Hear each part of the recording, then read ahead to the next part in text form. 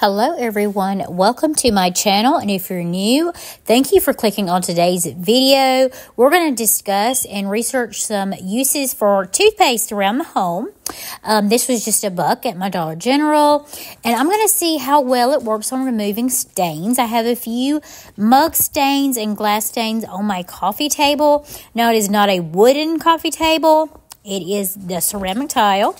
So I just used some Q-tips and I applied the toothpaste into the areas that I seen needed some abrasiveness, and I let it sit for a little while.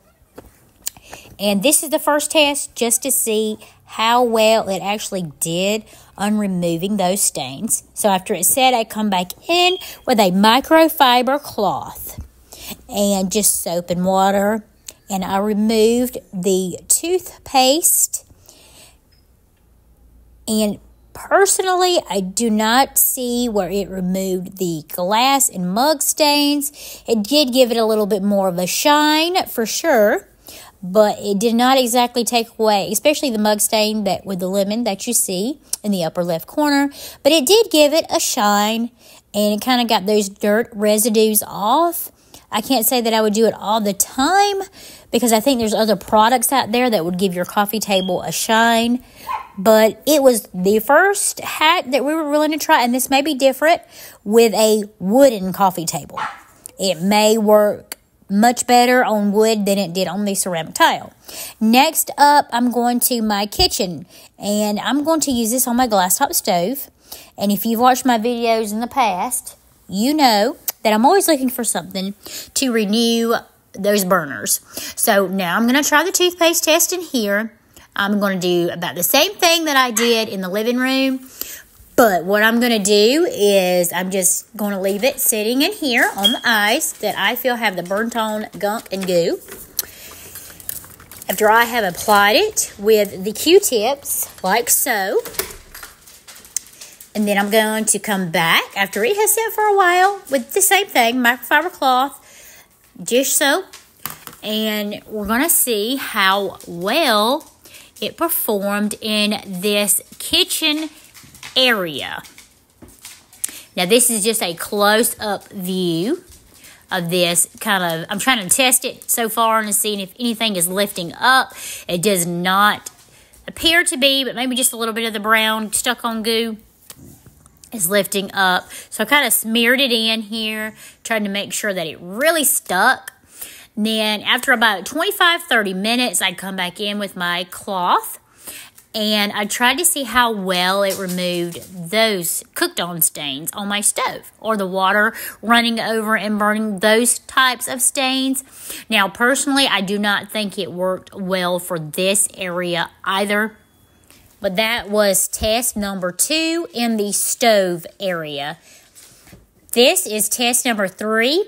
It is supposed to shine up your bath and kitchen faucets. So we're going to use it on this bathroom faucet that I have downstairs in the guest room. It gets a lot of hard use because this is the one that is downstairs, the powder room. And I'm going to put it all over this faucet. And apply with the Q-tip as well, and just make sure it's smeared and all over that, and let it sit for about 25-30 minutes again. And then we will come back and test number 3. Okay, so now it's time to use our microfiber cloth and see how well it did on shining and polishing on the bathroom faucet area.